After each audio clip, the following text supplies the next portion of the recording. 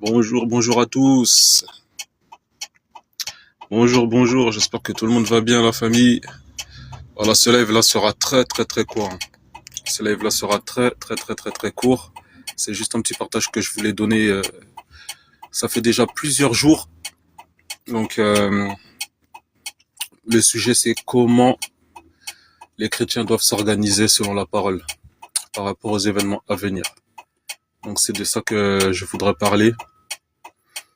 Et c'est ce sujet-là que je vais aborder tranquillement. Tranquillement. Voilà. Mon premier client n'ouvre pas avant 9h30. Donc, mon premier client n'ouvre pas avant 9h30. Donc, c'est pour ça que je vais prendre ce petit temps-là pour partager cette pensée que j'ai eue concernant l'organisation des chrétiens par rapport aux choses à venir. Voilà. Père de gloire, merci Seigneur pour ton souffle de vie. Merci pour cette nouvelle journée.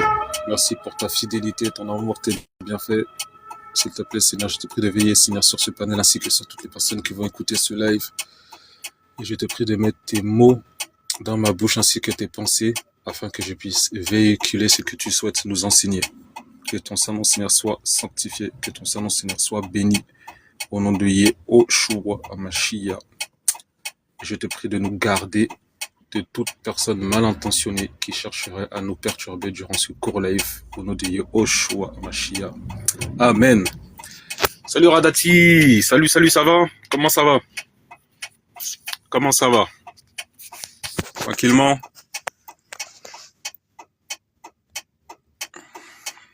Comment ça va? Voilà, là, le sujet de ce matin, ça va être un petit live. Hein. Ça va être un petit live, mais je pense que ça reste un live qui reste important à partager. Donc, voilà, le live, c'est comment, l'intitulé, le titre, c'est comment nous, chrétiens, nous devons nous organiser par rapport aux choses de la vie, par rapport aux choses à venir, quoi. Donc, c'est de ça que je vais parler ce matin. Ah ben si tu vas bien, gloire au Seigneur. Amen. Ben voilà, on est parti, mes amis, on est parti. Je vais commencer à lire un passage d'abord, voilà, pour rentrer dans le vif du sujet. Hein. Pour rentrer dans le vif du sujet, ce passage-là se trouve dans le livre de Luc. Luc, chapitre 16. Voilà, Luc, chapitre 16. Et je vais commencer à partir du verset 1. Voilà. Et après, j'expliquerai pourquoi j'ai lu ce passage. Bon, on est parti. Donc, Luc, chapitre 16, à partir du verset 1 jusqu'au verset 8. Voilà. Parabole du gestionnaire injuste. Mais il disait aussi à ses disciples, donc là c'est le Seigneur qui parle, c'est Yehoshua qui parle.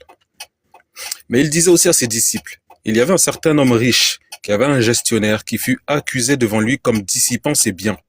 Et il l'appela et lui dit, qu'est-ce que j'entends dire de toi?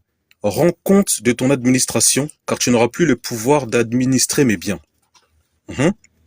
Et le gestionnaire dit en lui-même, que ferai-je, puisque mon Seigneur m'ôte la gestion? Travailler à la terre, je ne le puis. Mendier, j'en ai honte. Je sais ce que je ferai, afin que les gens me reçoivent dans leur maison quand mon administration me sera ôtée.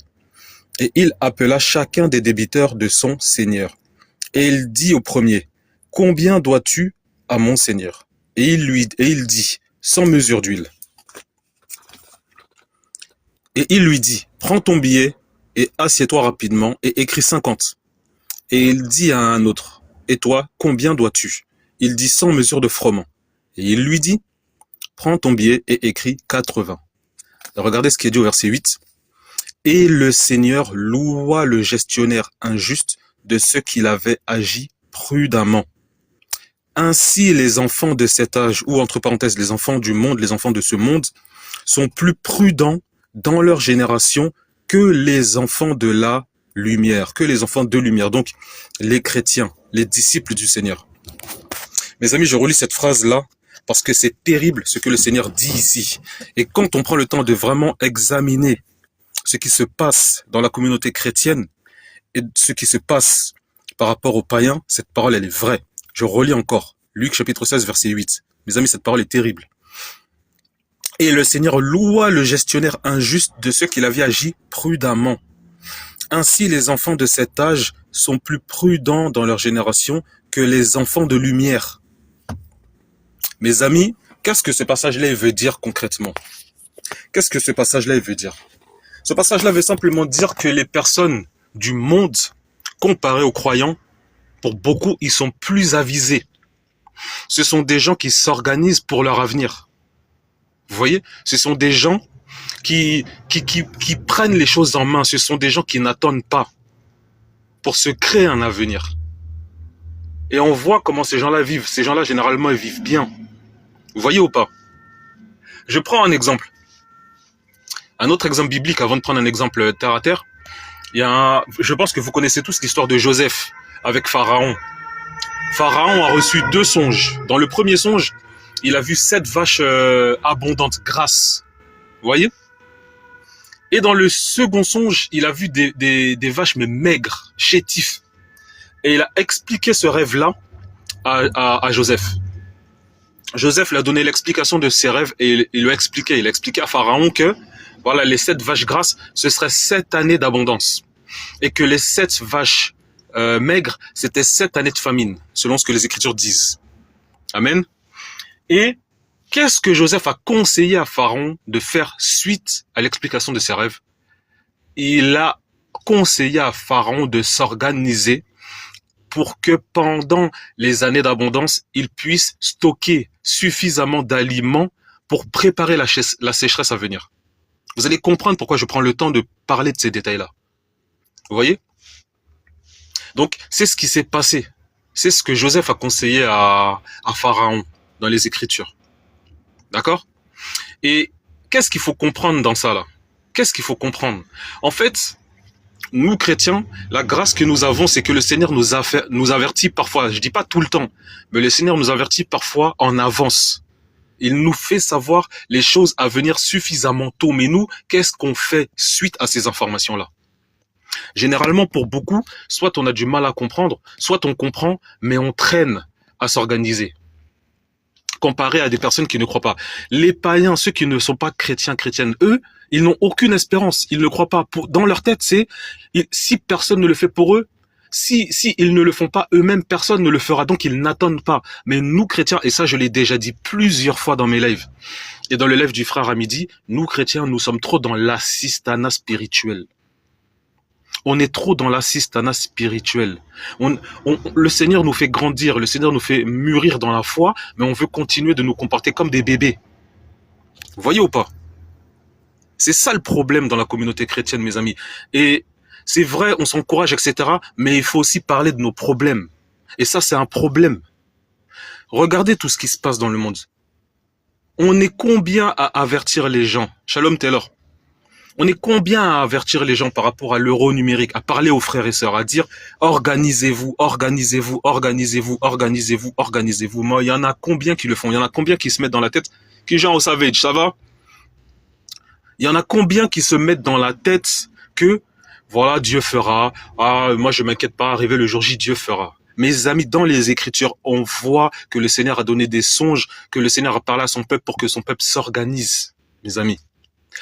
La foi, et ça j'arrête pas de le dire aussi, la foi n'exclut pas la sagesse, la foi n'exclut pas le fait de réfléchir. Le Seigneur nous a donné un cerveau, il faut qu'on réfléchisse, il faut qu'on s'organise. Et là la parole le dit dans Luc 16 verset 8 que les gens de cet âge sont plus avisés que les enfants de lumière. Cette parole elle est terrible. Ça veut dire qu'on manque parfois de discernement et on manque de, excusez mon langage, hein, de jugeote. Parce qu'on est trop dans l'assistance. On sait qu'on a des choses à faire, mais plutôt que de les faire, on se dit Dieu fera. On prie, on intercède. C'est une bonne chose, vous voyez. Mais si tu cherches un travail, que tu pries, que tu jeûnes, mais que tu ne prépares pas ton CV, que tu ne prépares pas ton entretien, tu vois, que tu ne te prépares pas, que tu attends, que tu ne postules pas, ça ne tombera pas du ciel. Le Seigneur peut tout faire, rien ne lui est impossible. Mais le Seigneur veut que nous participions avec lui. Le Seigneur ne veut pas faire les choses à notre place. La parole dit que le Seigneur a préparé des œuvres d'avance pour nous, pour chacun d'entre nous. Chacun d'entre nous, avant que nous venions sur la terre, chacun d'entre nous, le Seigneur a préparé une mission qui lui est spécifique. Ça a été préparé d'avance. On est d'accord sur ça. Maintenant, il faut y aller, il faut prendre ce chemin-là, il faut obéir au Seigneur et il faut agir. C'est pas lui, à un moment, il va prendre le contrôle de notre corps et faire les choses à notre place, à travers nous. Non, c'est pas comme ça que ça se passe. Le Seigneur, bien que nous soyons ses enfants, veut travailler comme un partenaire. C'est notre patron, c'est notre papa, c'est notre roi, notre sauveur, notre rédempteur. On est d'accord sur ça. Mais le Seigneur veut une collaboration. Le Seigneur veut travailler avec nous, mes amis. Vous voyez ou pas? Et c'est super important de comprendre ça. On est une communauté, on est nombreux. Et la grâce qu'on a, c'est qu'on est dans le monde entier. On se trouve dans le monde entier, que ce soit en Occident, que ce soit en Afrique, que ce soit en Russie, que ce soit aux États-Unis. Il y a des chrétiens partout dans le monde. Et il y a des hommes et des femmes sincères partout dans le monde. Mais on est combien à poser des actes sérieux? Vous voyez?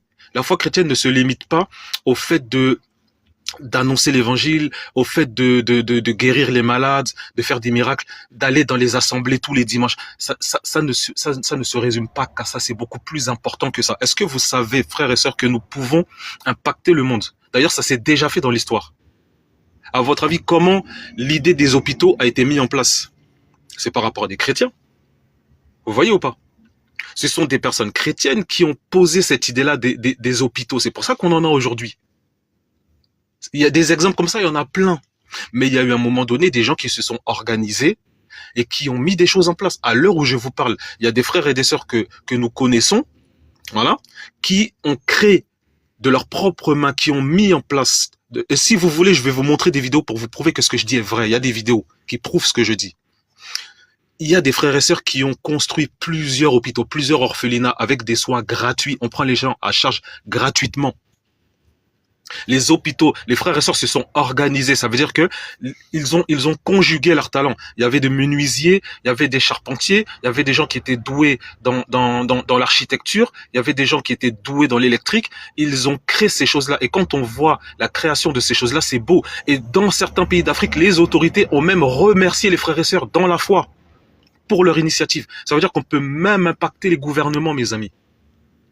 Et il faut vraiment qu'on se rende compte de ça, qu'on réalise ça. Mes amis, le temps presse.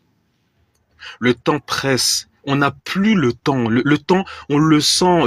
On sent qu'il y a quelque chose qui arrive. Là, c'est le temps où on doit d'abord se lever pour annoncer l'évangile, avertir les nations de ce qui va arriver. Et à côté de ça, on doit s'organiser d'abord pour nous-mêmes, parce que nous sommes des gens avec une famille, pour certains, pour beaucoup, mais aussi pour les autres, collectivement, et pour les gens des nations. On doit s'organiser, mes amis. Vous voyez? Et le problème, c'est ça, c'est vraiment cette mentalité du tout spirituel. C'est pour ça que, encore une fois, j'arrête pas de dire aussi, frères et sœurs, et je suis parfois attaqué à cause de ça, que nous ne sommes pas que spirituels. Nous ne sommes pas que spirituels. Ceux qui négligent notre côté matériel, notre côté physique, commettent une erreur. Parce que quand tu as faim, tu manges. Quand tu as soif, tu bois. Est-ce que c'est ton esprit qui mange? Est-ce que c'est ton esprit qui boit? Non. Tu vois, quand tu es fatigué, tu as besoin de dormir. Est-ce que c'est ton esprit qui dort? Non. C'est ta chair. Est-ce que je dis que la chair est une bonne chose? Non, c'est pas ce que je dis. Mais la parole est claire. Nous avons le corps, l'âme et l'esprit. Et ces trois choses en nous doivent être retrouvées irréprochables devant notre Père et Dieu. Vous voyez ou pas? Et là encore, je reviens sur ce passage qui dit que « Et le Seigneur loua le gestionnaire injuste ». Ça veut dire que malgré le fait que ce gestionnaire-là soit injuste, ce Seigneur a quand même reconnu la prudence qu'il a eue. Vous voyez ou pas? Ben oui, c'est comme quelqu'un, tu travailles, mais toi tu dis vas-y tu vis one life, tu dépenses tout, tu penses pas à demain. Le jour où tu auras besoin de ton argent, tu n'auras rien parce que tu n'auras pas anticipé. Tu vois? Quand on regarde les médias, on nous parle de l'euro numérique. Mais qui a vraiment réfléchi et qui s'est dit, mais il y a l'euro numérique, comment est-ce que je peux éviter ça? Qu'est-ce que je peux faire à mon échelle pour pouvoir éviter ça? Parce que je ne veux pas me plier à ça. Frères et sœurs, je vais vous donner un témoignage. Attends, il y a Christelle qui m'a... Attends, Christelle, je vais rendre ton commentaire visible. qui dit, frère Yael, tu n'as pas besoin de montrer les vidéos, s'il te plaît, c'est vraiment biblique avec les apôtres. Mais oui, mais oui, mais oui. Et regardez, je vais vous donner un témoignage de ce que j'ai vécu. Moi, là, regardez, là, je suis dans mon camion. Là, je suis dans mon camion. Avant d'être chauffeur poids lourd, j'étais aide-soignant. Écoutez bien la story, hein. Écoutez bien la story. C'est une histoire vraie, c'est ce que j'ai vécu. J'étais aide-soignant, fonctionnaire, d'accord? J'ai passé mon concours aide-soignant. Le Seigneur m'a aidé par sa grâce. J'ai eu 19,50 sur 20 à l'examen. Encore ça, je peux le prouver, mais c'est pas pour me glorifier, on s'en fiche. D'accord? J'ai travaillé. Le Seigneur m'a fait grâce, il m'a aidé. Et j'ai exercé depuis de 2018 à 2020. Covid est arrivé en 2020. J'avais deux choix parce qu'on nous a mis dans l'obligation vaccinale, les soignants. Moi, je voulais pas me plier à ça. Je suis quelqu'un, on ne me forcera jamais à faire quelque chose que je ne veux pas faire. Je préfère vivre dans la difficulté plutôt que d'aller à l'encontre de mes principes et de mes valeurs. C'est comme ça que je suis. J'ai refusé la vaccination. Donc, qu'est-ce que j'ai fait? J'avais deux choix. C'est soit je prenais la vaccination, soit je partais. Et écoutez bien, j'étais fonctionnaire. Hein. Les gens qui disent la sécurité de l'emploi quand tu es fonctionnaire, mes amis, c'est faux. Parce que quand il y a des circonstances particulières qui te tombent dessus, tu peux perdre ton emploi à cause de tes valeurs. D'accord? Donc c'est faux. Il n'y a rien d'acquis. Ça, c'est une fin de la parenthèse. Quand voilà, on m'a obligé à prendre ce vaccin-là, au départ, je me curais le nez avec leur bâton et tout. Et jusqu'à la date butoir, qu'est-ce que j'ai fait? Il me restait des jours de vacances. Pour gagner un peu de temps, j'ai posé mes jours de vacances. Voilà. Et j'ai réfléchi à ce que je devais faire. J'ai fait une demande de dispo et j'ai travaillé en intérim pendant les 2 années qui ont suivi. Je ne me suis pas plié à l'obligation vaccinale. Tous mes collègues, sans exception, ils pensaient tous que j'allais céder. Moi, je leur ai dit, moi, je céderai pas, je prendrai pas votre vaccin, je le prendrai pas. Si vous vous êtes plié, c'est vous, vous êtes libre, il n'y a pas de problème. Mais moi, je ne le prendrai pas. On m'a pas pris au sérieux. Jusqu'au jour, shalom, mes frères Jean, jusqu'au jour où ils m'ont vu partir et ils ne m'ont pas vu revenir. Et je leur ai dit, mais moi je vous ai dit que je prendrais pas ce truc-là. Mais qu'est-ce que j'ai fait? Pourquoi je parle de ça? J'ai posé un acte. Le Seigneur, pendant les 2 ans dans lesquels j'ai été, à cause de ma prise de position du refus du vaccin, le Seigneur ne m'a pas laissé mourir de faim, frères et sœurs. Peu de temps après, voilà, j'avais une bonne amie à moi qui m'a donné un plan d'intérim. J'ai pu travailler jusqu'à ce que je me forme pour mon métier poids lourd et que je travaille en tant que chauffeur poids lourd actuellement. Mais le Seigneur ne m'a jamais laissé mourir de faim, frères et sœurs, malgré ma position. Et je vous assure que c'était une position douloureuse. Parce que lorsque vous êtes bien, lorsque vous êtes dans un certain privilège et que vous devez renoncer à ça par amour pour le Seigneur, lorsqu'on fait des choix et qu'on prend des décisions par amour pour le Seigneur, parfois c'est douloureux. Mais le Seigneur le voit et il ne nous abandonne pas. Mais il faut d'abord poser des actes. J'ai refusé le vaccin, j'ose, parce que j'ai pas confiance au gouvernement. Voilà. Quand le gouvernement donne une information, dit quelque chose, moi j'écoute le contraire parce que l'histoire prouve et les années ont prouvé que ces gens-là ne veulent pas le bien du peuple. Donc j'ai refusé pour ça. Je ne suis pas quelqu'un qu'on qualifierait de mouton. Le gouvernement a déjà montré à plusieurs reprises qu'on ne peut pas compter sur eux.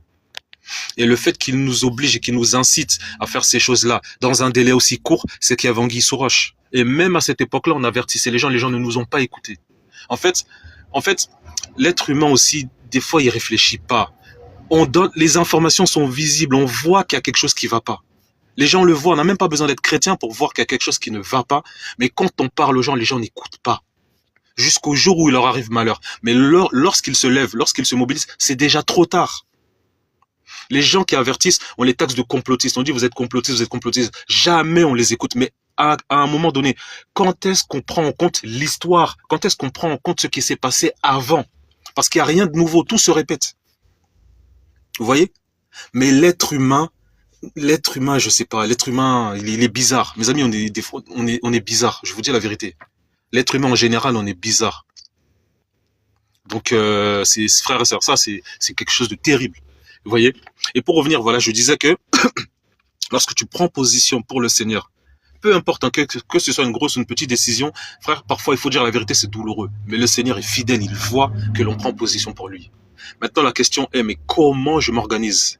Souvent, je parle du fait qu'on doit s'organiser. On est un collectif. On est des frères et sœurs des Caraïbes, d'Afrique, voilà, de la Russie. Il n'y a pas de racisme dans le corps de Christ. Il n'y en a pas.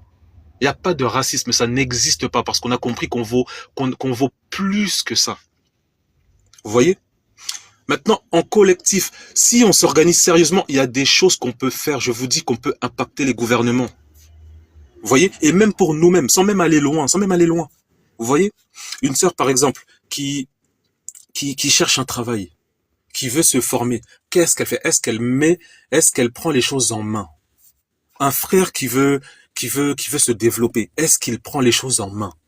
Est-ce qu'il bouge? Est-ce qu'il prend ses informations? Est-ce qu'il essaie de contacter les personnes qui peuvent l'aider par rapport à ses projets? Qu'est-ce qu'il fait? Qu'est-ce qu'on fait? Vous voyez, les gens du monde s'organisent. Les gens du monde s'organisent, ils s'organisent. En Afrique, il y en a combien qui ont des terres et qui vendent ces terres-là pour avoir une liasse de billets? Des gens qui lorsqu'ils ont cet argent-là, ils dépensent cet argent, ils dilapident cet argent comme s'ils l'avaient jamais eu. Il y en a beaucoup, ils n'ont pas la vision à long terme. Je vous dis la vérité, mes amis. Il y en a combien qui ont des terres au pays, en Afrique, tout ça là, et qui vendent ça, au lieu de faire l'agriculture, au lieu de développer un commerce, un business. Moi, je suis guadeloupéen. C'est plus difficile pour nous parce on vit selon la loi française. Ça veut dire que l'euro numérique en France, ça va se trouver aux Antilles.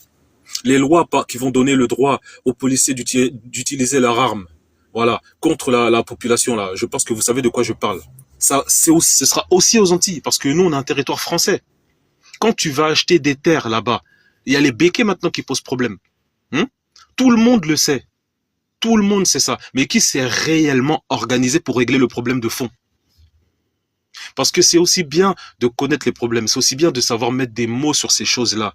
Mais la vraie question doit toujours résonner, mais qu'est-ce qu'on fait? Vous voyez? Qu'est-ce qu'on fait? C'est pour ça que moi j'encouragerais vraiment les frères et sœurs qui sont dans les assemblées, même ceux qui enseignent les pasteurs, tout ça. Moi je parle des frères et des sœurs authentiques. Je ne parle pas de ceux qui se font passer pour chrétiens et chrétiennes. Mais je parle des hommes et des femmes authentiques. Sortez des bâtiments et mettez des choses en place. Mettez des actions en place, des choses concrètes. Dans les assemblées, par exemple, il y a des frères et des sœurs qui meurent de faim. Moi, je parle à ceux que les gens appellent les fidèles, ceux qui ne sont pas pasteurs, qui fréquentent les assemblées là. Ne demandez pas l'autorisation à vos pasteurs. Allez voir, allez parler aux gens dans l'assemblée, demandez aux gens, prenez des informations, qui a besoin d'aide, et allez les aider. Ça commence d'abord par là. Vous voyez? Mon frère, ma sœur, tu veux travailler, tu veux te développer, prends tes informations. Au lieu d'aller donner tes dîmes, informe-toi. C'est un exemple que je prends. C'est vraiment un exemple. Informe-toi sur les actions, comment investir en ETF. C'est des exemples que je prends. Tu vois, tu veux un avenir, tu veux capitaliser pour tes enfants, pour toi. Informe-toi et fais les choses, n'attends pas. Prie le Seigneur, remets ce projet entre les mains du Seigneur. Et si le Seigneur approuve, ça va porter du fruit. Gloire au Seigneur. Mais oui, le Seigneur n'est pas contre ceux qui ont une vision et contre ceux qui veulent capitaliser pour se donner un avenir. Dieu n'est pas contre ça. Je suis pas en train de prêcher l'évangile de prospérité. Il y a une différence entre être cupide et vouloir avoir un bon cadre de vie pour ses enfants et pour leur avenir. C'est différent, mes amis. Vous voyez? Tu veux acheter une maison, par exemple, informe-toi. Quelles sont les contraintes? Est-ce que c'est le bon moment? Est-ce que tu peux le faire? Comment ça se passe? Prends tes infos. On est là à prier, vas-y, après on fonce comme ça. Non, il faut quand même un minimum de réflexion. Vous voyez ou pas, frères et sœurs? Et les gens du monde le font et ça fonctionne, ça porte du fruit. Alors pourquoi pour nous ça bloque? Vous voyez? Après on va dire on a attaqué, ce sont les attaques diaboliques, sataniques. On est tout le temps persécuté. À un moment donné, le problème c'est nous-mêmes, mes amis. Il faut dire la vérité. À un moment donné, le problème, c'est nous-mêmes. Car comme je l'ai dit tout à l'heure, nous sommes trop dans l'assistanat spirituel. On prie pour les choses et on laisse comme ça, en pensant que ça va tomber du ciel. Pourtant, il y a l'exemple de Joseph. Le Seigneur a donné un songe par Pharaon. Et c'est Joseph qui a donné le discernement. Non seulement il a donné le discernement, mais suite à ça, il s'est organisé à la suite. Par la suite, il s'est organisé. Lorsque Moïse dirigeait le peuple d'Israël, combien ils étaient? Il était seul à diriger ce peuple-là. Voyons. Et qu'est-ce qui s'est passé? C'est le beau-père de Moïse qui a donné un conseil à Moïse en disant que cette charge-là est trop lourde pour toi. Il faut que tu délègues. C'est pas le Seigneur qui lui a dit ça. C'est son beau-père. Vous voyez? Est-ce que le Seigneur est dénué d'intelligence? Est-ce que le Seigneur ne réfléchit pas? Si. Mais il laisse aussi la liberté à l'homme, à l'être humain. Pour tous ceux qui ne croient pas au libre arbitre. Le libre arbitre est biblique, mes amis. Ah oui, le libre arbitre est biblique. Quand Moïse dirigeait le peuple, c'est par le conseil de son beau-père qu'il a délégué par rapport à la charge qu'il avait. Il a dit, occupe-toi des affaires les plus importantes, mais pour les choses moins importantes, choisis-toi des gens qui craignent Dieu. Et laisse-les gérer à ta place et ils te feront un compte rendu après. Vous voyez? Mais nous, aujourd'hui, voilà, on voit un homme de Dieu, et ben on veut tout lui confier. Je parle vraiment des gens authentiques, des frères authentiques. Hein. Voilà. On veut tout lui laisser, on veut tout lui confier. On l'appelle, on se soucie pas à savoir si le frère est fatigué ou pas. Non, il est là, homme de Dieu, vas-y, on va aller le consulter. Mais vous-même, allez consulter le Seigneur, nous-mêmes, allons consulter. Pourquoi nous-mêmes, on va pas voir le Seigneur directement? Comment ça doit se passer normalement? On prie le Seigneur, on a une problématique, on prie le Seigneur, et c'est le Seigneur qui nous recommandera la personne à qui parler. On ne doit pas faire les choses comme ça, de manière insensée. Là, je parle en tant que croyant. On doit prier le Seigneur. Seigneur, voilà, moi j'ai telle chose, j'ai telle problématique, j'ai telle chose. C'est lui qui va t'inspirer, le frère ou la sœur, que tu dois contacter par rapport à ta problématique actuelle. Et c'est comme ça que les choses se débloquent. Vous voyez?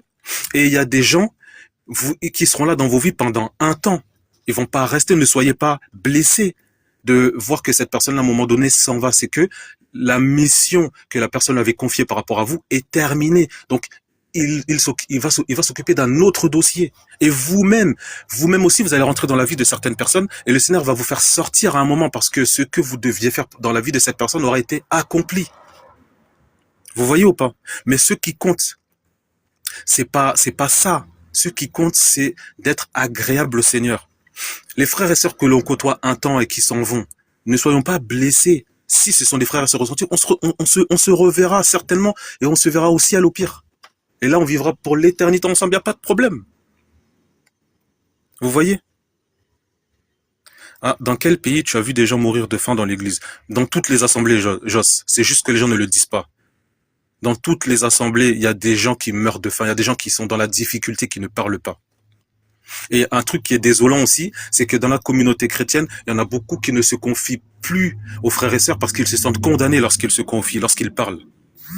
Non seulement ils se sentent condamnés, mais en plus de ça, ce sont des gens qui perdent confiance. Il y en a beaucoup qui dépriment dans les assemblées. Il faut dire la vérité, il y en a qui dépriment. Moi, j'ai connu des gens qui ont été blessés dans l'âme à cause de soi-disant frères et sœurs qui les condamnaient. Donc ce sont des choses que nous avons vues, ce sont des choses que nous avons entendues moi-même. Si c'était pas le Seigneur, qu'est-ce qu'on m'a pas fait moi dans les assemblées? J'ai fréquenté une assemblée, d'accord? Moi je suis quelqu'un, je suis attaché à la parole. Ça veut dire que moi, chrétien, c'est le disciple de Christ. Le disciple de Christ, c'est celui qui marche selon la parole. Il ajoute pas, il enlève pas. C'est ça, chrétien. Les dénominations, ça c'est venu des siècles après. Ça a fait des dégâts. Vous voyez? Et à cause de ma position pour la parole, je prends un exemple. Je fréquentais cette assemblée et dans cette assemblée, on disait que tous les dimanches, il fallait aller à l'église. Vous voyez? Et moi, j'ai dit que c'est quoi ces histoires? Non. Je dis que tous les jours appartiennent à Dieu et moi, si j'ai envie de rester chez moi avec le Seigneur en intimité avec le Seigneur, j'ai le droit. La maison de Dieu, c'est pas le lieu, c'est pas là où je viens, c'est moi-même. Selon 1 Corinthiens chapitre 6, verset 19 et Actes chapitre 17, verset 24. J'ai dit que non seulement dimanche n'est pas le jour du Seigneur, ça c'est quelque chose qui a été ajouté, mais en plus de ça, l'église c'est nous. C'est-à-dire que quand on va dans l'assemblée locale, le Seigneur fait le trajet avec nous parce qu'il vit en nous, selon les Écritures.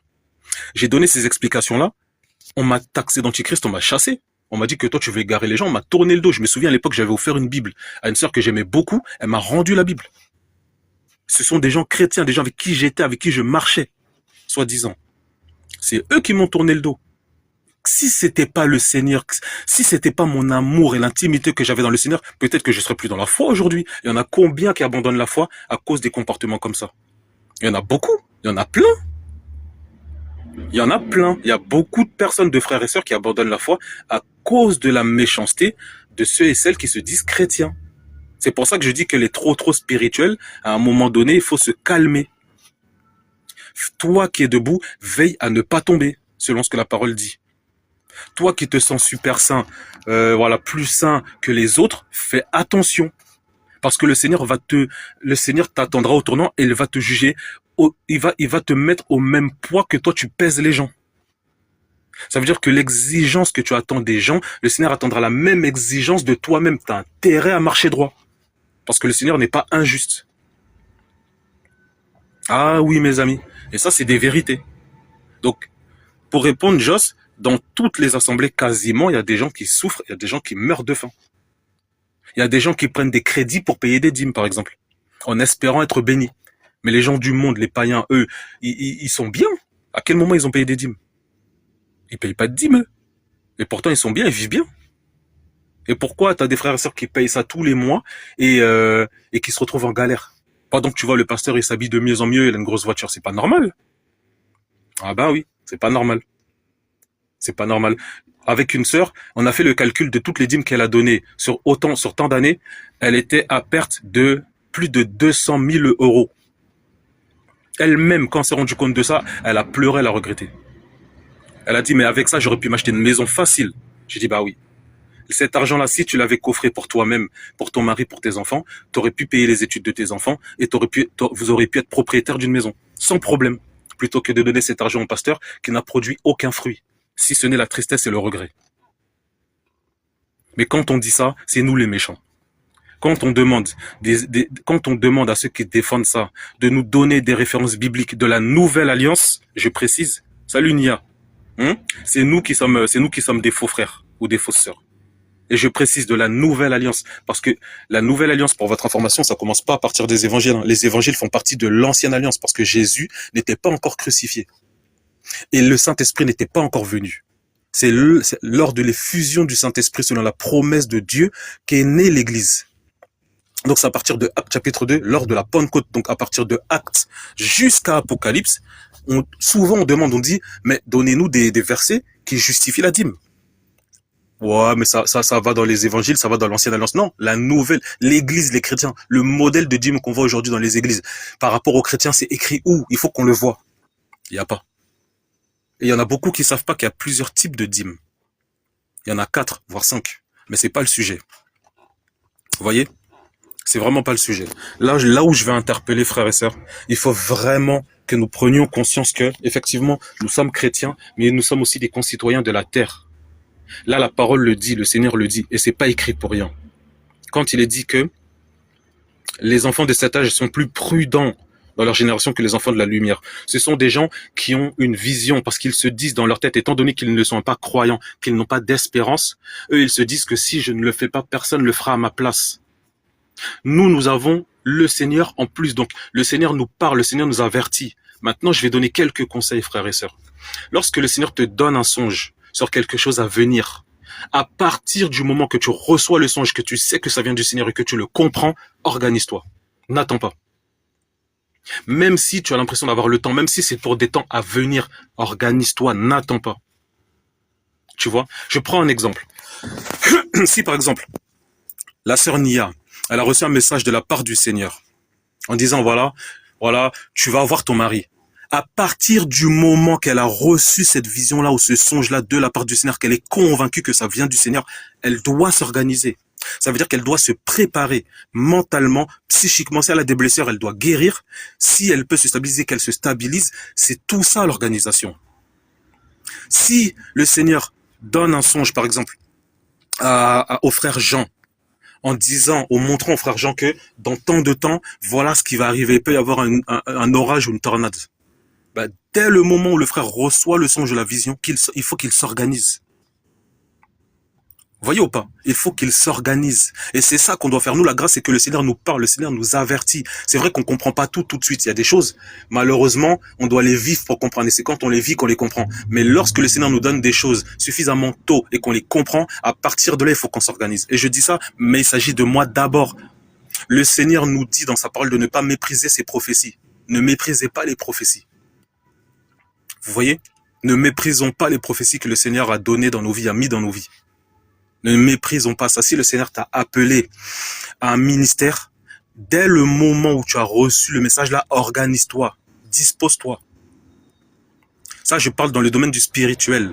Mais il y a aussi des choses dans le spirituel qui manifestent des choses à venir. Vous voyez, quand, moi, plusieurs fois, le Seigneur m'a montré des songes où il y aurait eu des conflits, où il y aurait, c'est comme si c'était le chaos un peu dans le monde là. Vous voyez? Oui, imaginons maintenant, à la fin du live, imaginons, voilà, il y a des frères et des sœurs qui dorment. Le Seigneur vous parle, il dit, voilà, préparez-vous pour l'euro numérique et qu'il vous montre un exemple de comment vous organiser. Ne raisonnons pas, plions-nous à ce que le Seigneur nous dit. Et c'est comme ça que ça va aller. Mais si on reste dans cet état d'esprit, oh Dieu fera, mes amis, je vous dis la vérité. Il y en a même, à cause de cette mentalité-là, si la marque de la bête vient, ils vont la prendre en disant Dieu pourvoira. Je vous dis la vérité. Pourtant, la Bible dit que ceux qui prennent la marque de la bête, c'est fini, il n'y a plus rien à faire pour eux. C'est fini. Ils seront frappés des fléaux décrits dans le livre d'Apocalypse. C'est écrit. Mais vous en avez qui diront aux autres, ouais, écoutez, vous pouvez la prendre, Dieu est amour, Dieu est tout puissant, vous pouvez la prendre, il va rien vous arriver. Il y en a qui pensent comme ça, mes amis, cette pensée-là, il faut la changer. Cette mentalité-là, il faut la changer, mes amis. La mentalité du Dieu fera. Effectivement, Dieu agit, Dieu fait, mais Dieu nous avertit. Il a donné la manne au peuple d'Israël. Est-ce que vous croyez vraiment que le Seigneur va nous donner la manne aujourd'hui? Ça s'est fait dans un contexte spécifique, dans un contexte précis. Dieu peut le faire. Comprenez bien mon langage. Le Seigneur peut le faire, il peut faire ces choses-là. Le Seigneur fait des miracles, on l'a déjà vu, on le vit au quotidien, il n'y a pas de problème pour ça. Le Seigneur fait des choses parfois inattendues. D'ailleurs, j'ai un témoignage par rapport à la Sarah Dati, un témoignage de fou. Donc le Seigneur agit, mais c'est pas comme ça qu'il agit tout le temps. Il y a des moments où le Seigneur nous demande de nous organiser. Vous voyez? Donc, pour finir, frères et sœurs, et pour faire un résumé, nous sommes des enfants du Seigneur. Nous sommes des enfants de lumière selon la parole. Mais parfois, nous agissons comme des insensés et nous ne sommes pas toujours aussi avisés que les gens du monde. Les gens du monde s'organisent parce qu'ils n'ont pas d'espérance. Et dans leur tête, comme je l'ai dit plusieurs fois, pour eux, il n'y a rien. C'est si eux ne le font pas, si eux-mêmes ne le font pas, personne ne le fera à leur place. On doit avoir cette même mentalité, excepté le fait que nous savons que le Seigneur est avec nous. Donc, si nous avons une vision, si nous avons un projet, organisons-nous pour mettre ce projet-là en place. Prions le Seigneur, recommandons ce projet-là dans les mains du Seigneur et allons-y, faisons ce qu'il faut. Voilà. Il faut que nous arrêtions d'avoir une vision à court terme, il faut avoir une vision aussi à moyen et à long terme. Il faut pouvoir s'organiser pour plus tard. Vous voyez? Ça, c'est dans tous les domaines de la vie. Pensons à demain. Regardez les fourmis. D'ailleurs, même, c'est un exemple biblique. Les fourmis sont vus comme les insectes les plus intelligents parce que eux, ils s'organisent. Ils anticipent.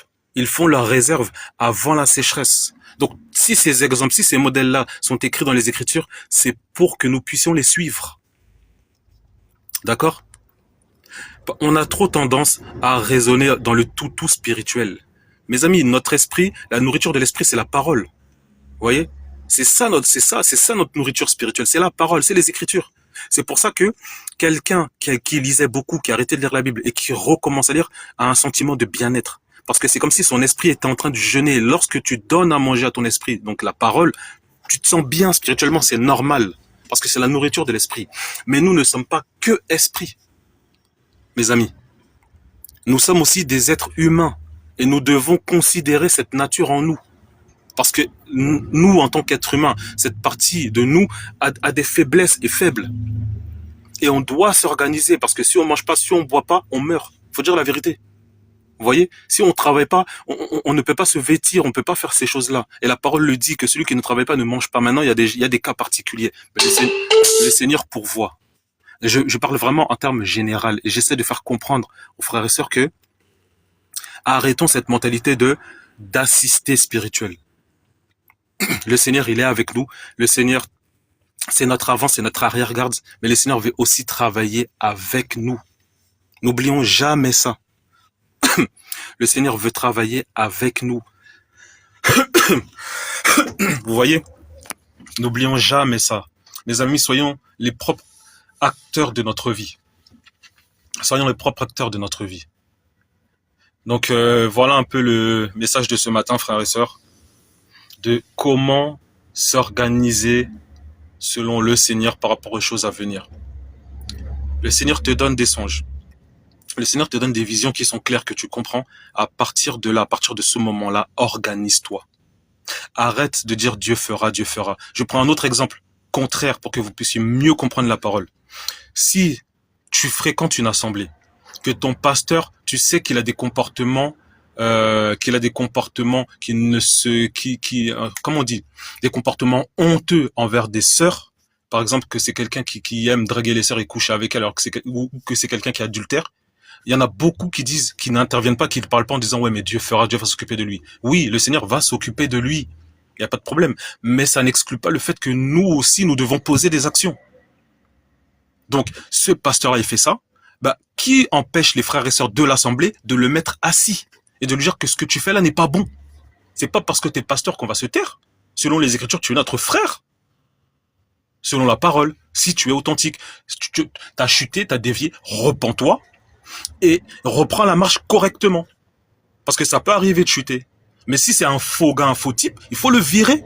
La parole le dit, ôtez le méchant du milieu de vous. Donc c'est soit vous fréquentez l'assemblée, le gars fait des trucs comme ça, personne ne fait rien, donc vous êtes complices. Les gens qui ne disent rien, qui ne parlent pas, sont complices. Nous sommes complices, mes amis. Quand c'est comme ça, quand...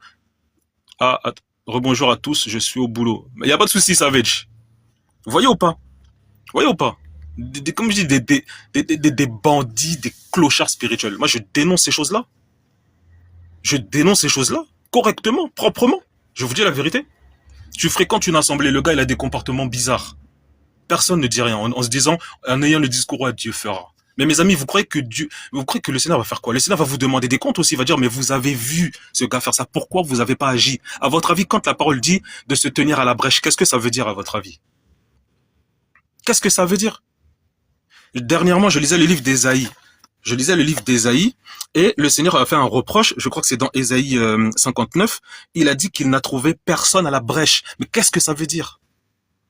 Quelqu'un qui se tient à la brèche, c'est quelqu'un qui veille, quelqu'un qui colmate la brèche. La brèche, c'est une ouverture, c'est quelque chose qu'il faut fermer, c'est une faille, c'est un défaut, c'est un bug. Le Seigneur s'attend à ce qu'il y ait des frères et sœurs qui se tiennent aux brèches, dans les assemblées, il y en a aussi. C'est pour ça que je prends les exemples de ces faux types, de ces faux pasteurs. Vous voyez ou pas? Tu fréquentes une assemblée, tu vois que le pasteur fait ça. Si c'est un faux, virez-le, tout simplement. Soit vous le virez, soit c'est vous qui partez, mais ne participez pas aux mauvaises œuvres. Si c'est un frère qui a été authentique, qui a chuté, mettez-le assis, reprenez-les, qu'il se repente et qu'il reprenne l'œuvre.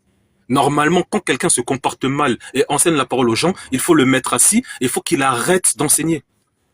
Il doit mettre l'œuvre du Seigneur, il doit le mettre en pause jusqu'à ce qu'il se ressaisisse et lorsqu'il se sera ressaisi, il reprendra. Normalement, c'est comme ça que ça doit se passer. Vous voyez? C'est pourquoi je dis que cette mentalité de Dieu, cette mentalité où on dit que Dieu fait, Dieu fera, mes amis, ça peut être un piège pour nous-mêmes. Le Seigneur agit, encore une fois, je précise, le Seigneur agit, le Seigneur fait les choses, mais le Seigneur veut des collaborateurs. Il veut travailler avec nous. Il veut pas travailler pour nous. Il veut même qu'on travaille pour lui. Mais dans ce travail pour lui, le Seigneur veut travailler avec nous. Il faut le comprendre, frères et sœurs. C'est pourquoi dans les Écritures, il y a différents niveaux. Il y a les petits, il y a les petits enfants, il y a les jeunes gens, il y a les adultes, il y a les vieillards. Il y a différents niveaux, mes amis, qu'on atteint. C'est pour ça que lorsque tu arrives dans la foi, le Seigneur fait des miracles. Il y a des choses qui changent, des témoignages de fous. Et au fur et à mesure de ta progression, il y a de moins en moins de choses qui se passent. On a tous vécu ça. Jusqu'à un moment donné, on passe dans le désert. Mais à votre avis, le désert, à quoi ça sert? Pourquoi on passe par là? Le Seigneur ne veut pas faire de nous des bébés éternels. Il veut que nous soyons des hommes et des femmes faits en ayant le discernement parfait de ce qui est bon ou mauvais. C'est ça que le Seigneur veut. Le Seigneur veut que nous soyons des hommes et des femmes accomplis. Mais pour être accompli, il faut poser des actes, mes amis. Vous voyez? C'est ça. Tout se fait selon la grâce du Seigneur. Voilà. Moi, ça faisait un petit moment que j'avais à cœur de parler de ce sujet. Le Seigneur m'a laissé la liberté de lancer mon live là, ce matin. Vous voyez? Est-ce que c'est lui qui m'a dit, mon fils, vas-y, lance ton live ce matin? Non. J'ai pris l'initiative. Et dans cette initiative-là, le Seigneur, s'il m'inspire des paroles, je vous les transmets, tout simplement. Quand le Seigneur nous met une charge, nous met une œuvre à charge, il nous laisse la liberté de gérer. Est-ce qu'il y a une notice pour savoir comment être un bon parent? Il n'y en a pas. Vous voyez? Il n'y en a pas. On donne en fonction de ce qu'on a reçu et en fonction aussi du travail que le Seigneur a fait en nous. Il y en a qui deviennent parents trop tôt. C'est subtil que je dis, hein. Il y en a, ils n'ont pas compris ça. Il y en a qui deviennent parents trop tôt. Qu'est-ce que je veux dire par là? L'enfantement, c'est une bénédiction naturelle. Qu'est-ce que je veux dire par là? C'est-à-dire que le Seigneur a dit, il a dit, voilà, multipliez-vous. À partir du moment qu'il a donné cette parole, boum, cette parole-là va s'accomplir parce qu'il l'a dit. Maintenant, il faut discerner à quel moment je fais les enfants. Et ça, c'est de notre responsabilité. Tu vois? Si tu travailles pas et que tu fais des enfants, t'as fait trop tôt. Si tu fais un nombre élevé d'enfants, t'as pas été assez sage. C'est des exemples que je prends. Pour tout ça pour dire que c'est une bénédiction qui est naturelle. Le Seigneur a déjà posé l'acte, il a déjà parlé. Il a déjà dit, multipliez-vous. À partir de là, la bénédiction, elle est pour tout le monde. Comprenez, il y a des gens et des femmes qui sont, il y a des femmes et des hommes qui sont stériles. Donc, vous inquiétez pas, là, je parle en termes général. Vous voyez? Mais tout ça pour dire que, voilà, lorsque le Seigneur nous met des pensées ou des choses, il nous laisse la liberté de gérer, entre guillemets, à notre façon. À nous maintenant d'avoir la sagesse de consulter, de dire Seigneur, qu'est-ce que tu veux? Est-ce que je peux faire ça? Comment je peux faire le truc? Et ça, c'est ma femme qui aime bien prendre ces exemples-là. Quand on prend un Doliprane, on prie pas le Seigneur, on le prend le Doliprane. Quand on a un traitement à suivre par rapport à une maladie spécifique, on prie pas le Seigneur pour savoir si on peut le prendre ou pas. On le prend, ces traitements-là. Vous voyez? Donc, soyons avisés, frères et sœurs, pour nous-mêmes, pour les frères et sœurs et pour les nations. Soyons avisés, devenons avisés. Ne soyons plus dans l'assistanat spirituel. Et Jean 1 Samuel chapitre 2 verset 29, toute offrande reçue et non partagée est une perversion incurable. C'est par rapport à quoi ça? J'ai pas compris pourquoi tu m'as donné ce passage-là, Jean. Donc voilà, frères et sœurs, un peu ce que je voulais dire. Voilà un peu ce que je voulais dire en espérant que le message ait été compris par la grâce du Seigneur et que ça vous a encouragé. Vraiment en espérant que ça vous a encouragé. Moi, en tout cas, c'est vrai que c'est un sujet qui me tenait quand même à cœur de prendre conscience qu'on doit vraiment s'organiser et qu'on ne doit pas attendre que les choses tombent sur nous pour pouvoir agir parce qu'il y a des moments où il est trop tard. Là, l'urgence, mes amis, c'est ce qui se passe actuellement dans le monde et en l'occurrence en France et en Europe. L'euro numérique. Mes amis, il faut vraiment discuter de ces choses-là. Qu'est-ce qu'on fait? Qu'est-ce qu'on fait? Comment on s'organise? L'église du 1er siècle se sont organisés, tout le monde vendait leurs biens afin que personne ne manque de quoi que ce soit. C'est écrit, ils ont réussi à le faire. Pourquoi nous, on n'est pas capable de le faire? Je ne dis pas de s'associer avec tout le monde, parce que tout le monde qui se dit chrétien n'est pas forcément chrétien. Ce n'est pas celui qui se dit chrétien qui est chrétien, c'est celui qui en manifeste les fruits. C'est celui qui a Christ. Il y a une différence entre croire en Christ et avoir la vie. Croire en Christ ne veut pas forcément signifier que la personne a la vie. Quelqu'un qui a la vie, c'est une personne qui est convertie. Quand tu as la vie, quand je parle de la vie, je parle de Christ lui-même. Quand tu as la vie, quand tu as Christ en toi, mon ami, c'est là que tu es réellement converti. Parce que selon 1 Jean chapitre 3, il est dit que celui qui est de Dieu ne pêche pas parce qu'il a la semence de Dieu en lui. Et la parole dit que celui qui dit connaître Dieu, mais qui ne garde pas les commandements de Dieu est un menteur. Voilà. Donc il faut dire la vérité. Il faut parler vrai, mes amis. À un moment, il faut parler vrai. Et moi, je suis quelqu'un, j'ai dit, voilà, on parle des problèmes des autres. Il faut aussi savoir mettre des mots sur nos propres problèmes à nous. Vous voyez ou pas? Et ça rentre en vigueur par rapport à la parole qui dit que regarde la poutre qu'il y a dans ton œil plutôt que de regarder la paille qu'il y a dans l'œil de ton voisin.